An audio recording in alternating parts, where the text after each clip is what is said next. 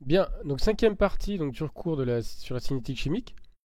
Donc précédemment, on a étudié l'influence de la température et de la concentration sur la vitesse de réaction, et puis on avait défini ce que c'était la vitesse, on avait mis en place tous les outils.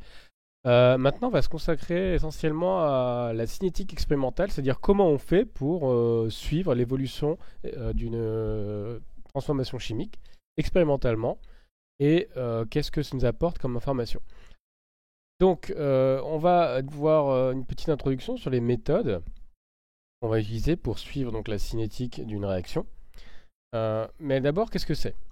Alors, en fait, on va réaliser une expérience, on va suivre la concentration d'un réactif ou d'un produit. Ça va nous permettre de remonter, on verra comment, à la loi cinétique, c'est-à-dire l'expression de la vitesse en fonction de la concentration des différentes espèces chimiques qui participent à la réaction. Alors pourquoi c'est important? Parce que on peut proposer aussi une explication théorique. On verra ça en approche documentaire, fondée sur des mécanismes réactionnels. Proposer donc un mécanisme réactionnel en fait, qui explique toutes les étapes intermédiaires dans la transformation chimique. Et ce mécanisme, il va aboutir également à prédire une certaine loi de vitesse, que je vais appeler ici V', en fonction des concentrations des différents réactifs. Et après, la question qu'on va se poser, c'est est-ce que ces deux lois de vitesse sont les mêmes? Et donc, on voit que l'expérience, le suivi ici, la détermination expérimentale de la loi cinétique, est une contrainte sur le mécanisme réactionnel proposé. Il faut que le mécanisme proposé explique la loi de vitesse qu'on va observer expérimentalement. Alors, nous, on va se poser trois questions.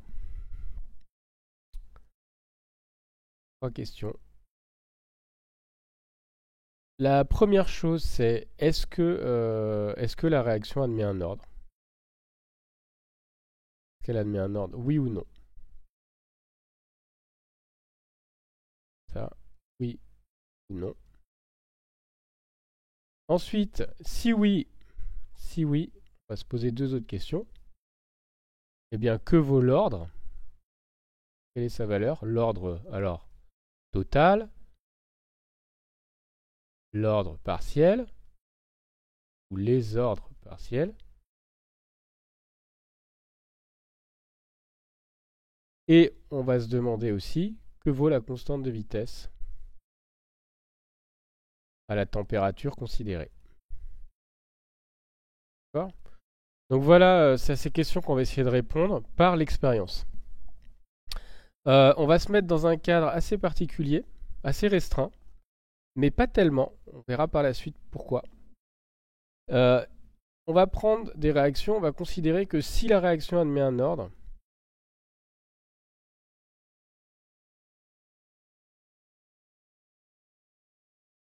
dans les conditions de l'expérience, on va uniquement étudier les cas suivants, qui est V égale K, donc c'est une vitesse constante, donc ce qu'on appelle l'ordre total qui vaut 0. V égale K fois A, donc en fait là, on a une réaction d'ordre 1 d'un point de vue cinétique, mais en plus qui dépend que de la concentration d'un seul réactif, et pareil à l'ordre 2. On verra plus tard comment se ramener à ces cas-là. Ils ont l'air d'être très restrictifs, mais en fait on peut se ramener à ces cas-là.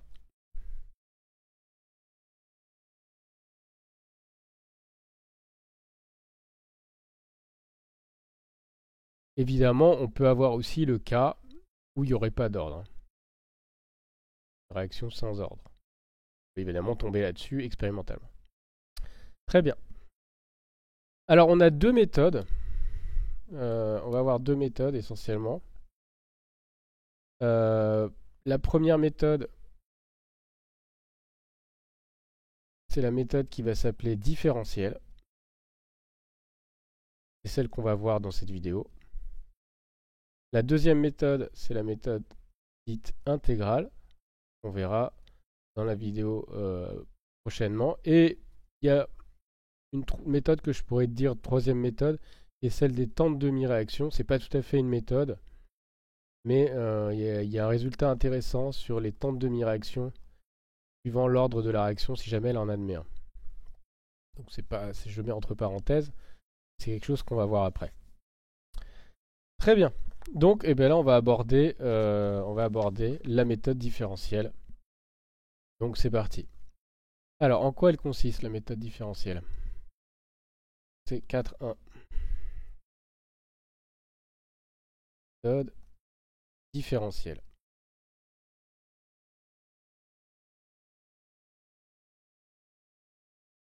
Ok. Alors ce qu'on va faire, c'est admettons que la réaction admet un ordre. On va prendre une réaction pour se fixer un petit peu les idées. Mettons un truc comme A plus B égale 2C plus D. Voilà. C'est la réaction qu'on va considérer. Et on va se dire, si la réaction admet un ordre,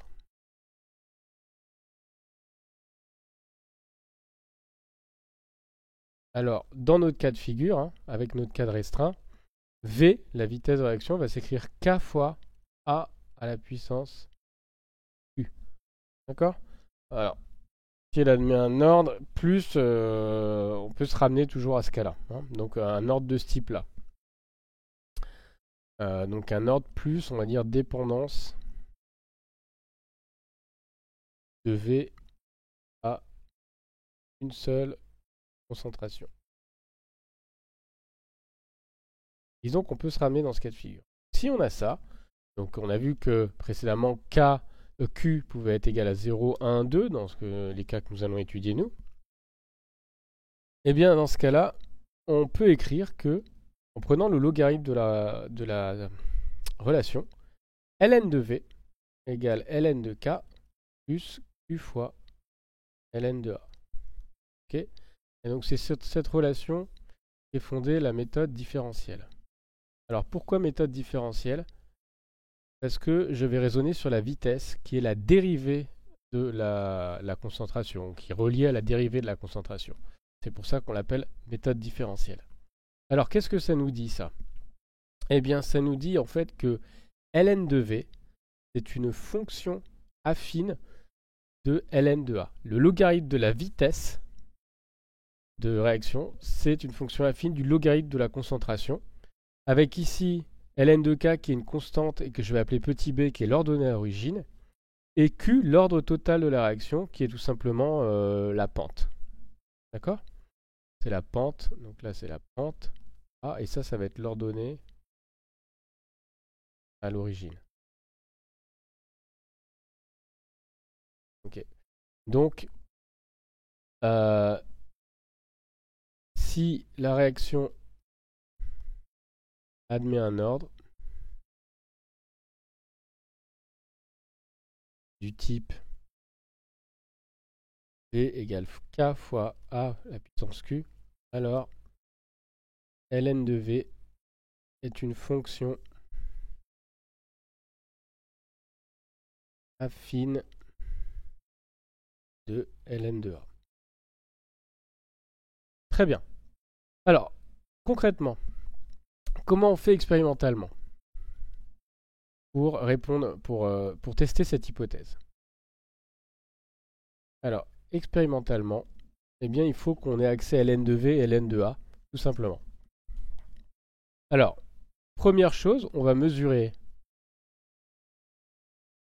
la concentration, par exemple, alors d'une espèce chimique, ça nous permet de suivre la réaction, donc par exemple le réactif A. On verra plus tard comment on peut faire pour mesurer concrètement cette concentration, ça sera la dernière partie de ce cours. Ensuite, par dérivation numérique, on aura un ensemble de points discrets. Par dérivation numérique, on peut obtenir V, qui va s'écrire ici tout simplement. Alors en général, 1 sur nu-A fois dA sur dt.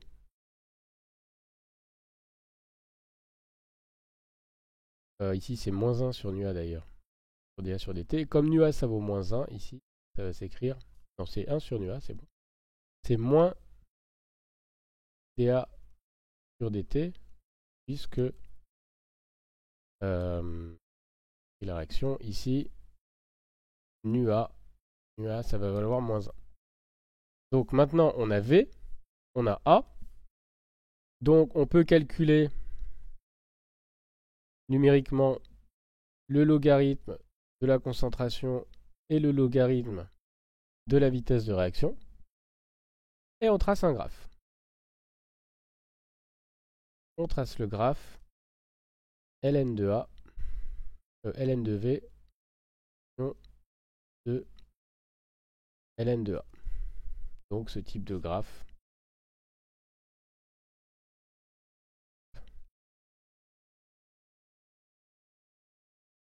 Alors, à partir de là, qu'est-ce qu'on peut avoir? Plusieurs possibilités. Donc on va faire deux cas de figure. Hop, séparation. Et alors, deux cas possibles. Premier cas. On a fait les mesures. On a tracé le graphe. Et on obtient le graphe suivant. Voilà. Alors je vais le réduire un petit peu. Hop. On obtient ce graphe-là. Ok. Alors là, qu'est-ce qu'on peut faire? On regarde. Est-ce que on a... alors d'ailleurs, c'est ln de V, pardon. C'est pas ln de K ici. C'est ln de V. Alors, est-ce qu'on peut faire passer une droite là-dedans? D'accord? Parce que l'idée, c'est ça. Si on a une loi affine, en fait, on devrait avoir des points alignés. Si ln de V, c'est une fonction affine de ln de A. Donc, on obtient ces graphes expérimentaux. On va essayer de faire un ajustement. D'accord? Ça, vous avez l'habitude de le faire en TP. On fait un ajustement. Donc, si on essaie de faire un ajustement, je l'ai fait numériquement ici. Et l'ajustement, il me donne ça. Ça me donne ça. Alors, qu'est-ce que vous en pensez? Est-ce que la réaction, que cette réaction, elle admet un ordre ou pas?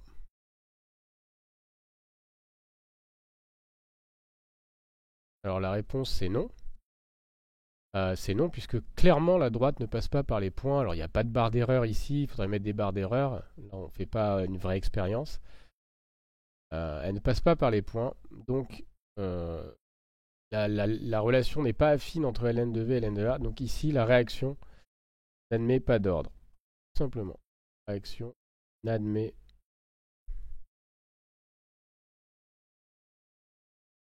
pas d'ordre. Et donc, les coefficients A et B qui me sont renvoyés par le logiciel, procède à l'ajustement, n'ont aucun sens. C'est pas la peine de donner leur valeur. On les exploitera pas. Donc, pour savoir si la réaction a un ordre ou pas, on trace ln de V en fonction de ln de A. Si on obtient une droite, on peut faire passer une droite, ajuster les points expérimentaux par une droite, alors la réaction admet un ordre, et sinon elle n'en admet pas, donc dans ce cas-là, elle n'en admet pas. Alors, deuxième cas de figure, on procède exactement de la même façon, on fait les mesures, et on va obtenir ce graphe expérimental. Donc là, on va aussi opérer un ajustement, et honnêtement, ça semble mieux parti pour obtenir une droite, hein, pour ajuster par une fonction affine. Donc on opère l'ajustement, et donc si on opère l'ajustement, on obtient ceci. Et donc on voit que les points sont bien alignés, obéissent bien à une loi affine, on arrive à ajuster les points expérimentaux par une loi théorique affine. Donc ici, on peut en déduire que la réaction admet un ordre. D'accord? Et alors, la question, ça va être quel ordre? Eh bien, ça va nous donner par les coefficients A et B. Alors, en fait, donc on a ajusté par la fonction y égale ax plus b, où en fait y c'est ln de v, x c'est ln de a. Et donc on obtient petit a égale petit b égale. Alors petit a on obtient 0,99 et petit b moins 6,23. D'accord? Bon, il faudrait mettre des unités, mais je vais pas les mettre là. pour gagner un peu de temps. Ok, alors qu'est-ce que ça nous raconte ça? Bah, revenons un petit peu en arrière. En fait, qu'est-ce que c'est que A? Bah, A, c'est tout simplement Q. Donc on en déduit que A égale Q, Q égale A. Et donc c'est à peu près égal à 1 en fait. Le 0,99 c'est aux erreurs de mesure près. Donc en fait on a une réaction d'ordre 1. Donc on a l'ordre de la réaction. Q égale 1. Maintenant on peut aller plus loin. Regardez. B. Qu'est-ce que c'est que B? C'est ln de K. Et K c'est la constante de vitesse. Donc B peut nous donner la constante de vitesse. Donc petit b, c'est ln de K. C'est-à-dire que K, c'est exponentielle B. Et donc avec B égale moins 6,3, on va trouver K égale 1,97 fois 10 moins 3. Alors fois 10 moins 3 quoi? Je vous laisse regarder l'unité. Puisqu'on a une loi d'ordre 1, on a ici des secondes moins 1. Et que la dimension de K dépend, de l'ordre de la réaction. Très bien. Donc on a déterminé K, on a déterminé l'ordre de la réaction, et donc on peut en déduire la loi cinétique. Alors j'aimerais bien garder tout sur la même page, mais je vais être obligé de changer de page. Je suis toujours dans le deuxième cas. Finalement, on a la loi cinétique qui est V égale K fois A. D'accord, tout simplement. Donc c'est une loi d'ordre 1. Avec K égale 1,97 fois 10 moins 3 secondes moins 1. Et voilà comment, avec la méthode différentielle, expérimentalement, j'ai pu déterminer la loi de vitesse. Donc, c'est la fin de cette partie. Alors, récapitulons essentiellement sur la méthode différentielle. Donc, la méthode différentielle, c'est une méthode expérimentale et graphique qui permet de déterminer dans un premier temps si une réaction admet un ordre et si oui, que vaut l'ordre et que vaut la constante de réaction. Pour ça, on part directement de l'hypothèse qu'elle admet un ordre. Donc elle s'écrivait égale K fois concentration à la puissance Q. En passant au logarithme, on s'aperçoit que le log de la vitesse est une fonction affine du log de la concentration. Pour tester l'hypothèse, on trace ln de V en fonction de ln de A. Si on obtient une fonction affine, et bien à ce moment-là, la réaction admet un ordre et la pente de la droite d'ajustement donne l'ordre de la réaction, tandis que l'ordonnée à l'origine permet de remonter à la constante de vitesse. Si en revanche on ne peut pas ajuster les points expérimentaux par une loi affine, eh bien on peut en conclure que la réaction n'admet pas d'ordre. Voilà, fin de cette partie. Dans la prochaine vidéo, nous verrons la méthode intégrale qui peut compléter ou remplacer la méthode différentielle.